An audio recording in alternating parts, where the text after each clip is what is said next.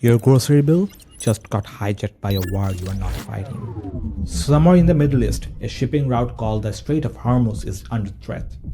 It's barely 33 kilometers wide. And right now, because of the conflict between the US, Israel, and Iran, it's the most expensive 33 kilometers on the planet. You've never been there. You'll never ship anything through it. But I promise you, it is already inside your kitchen. Because when a supply chain breaks, brands don't absorb the cost. They pass it to you. But here's the part they never announce. They do it in the ways you are psychologically wired not to notice.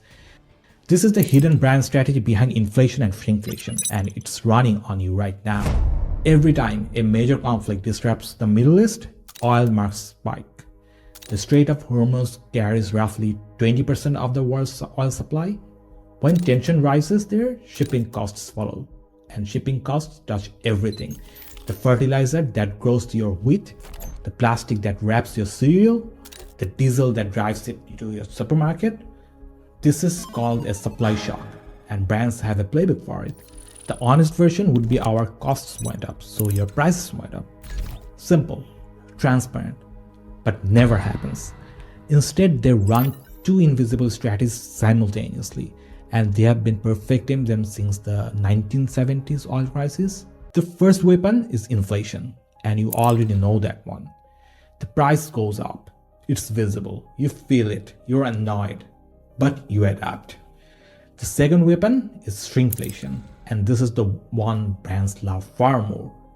The price stays the same. In 2022, when supply chain collapsed after the Ukraine conflict and the Middle East tension spiked oil prices, Doritos went from 9.75 to 9.25 per bag. Same bold red packaging, same shelf position, same price, half an ounce gone, silently, overnight. Frito-Lay called it a right sizing. Consumers called it nothing, because most didn't even notice. And that is precisely the point. There's a psychological principle at work here called the change blindness. Our brains are not wired to track gradual subtraction. We notice a price hike immediately because the number is clear anchor. But a bag that's 5% lighter, our eyes don't register it. The brand exploits this gap between what we see and what we experience. And here's the part brands never want you to connect. Shrinkflation isn't just a cost-saving measure, it's a brand protection move. A price increase damages brand equity. Consumers feel betrayed, compare you to competitors, and sometimes switch. But a quarter pack, brand equity stays intact, loyalty holds. You keep buying. Brands have learned that a geopolitical crisis is actually a safe cover to pull this off. Because the consumer's anger has a target. You're angry at the war, at the oil prices, at the government. The brand slides through the side door while your attention is somewhere else.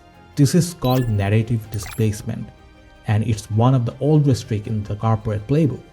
So the next time you see a headline about Middle East tensions and oil spikes, don't just watch the news, watch your packaging, because a 33-kilometer shipping line just became your brand's most convenient excuse.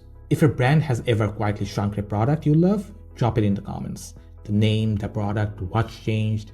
I'm tracking every example for a follow-up video. And if this made you look at your grocery run differently, that's exactly why this channel exists.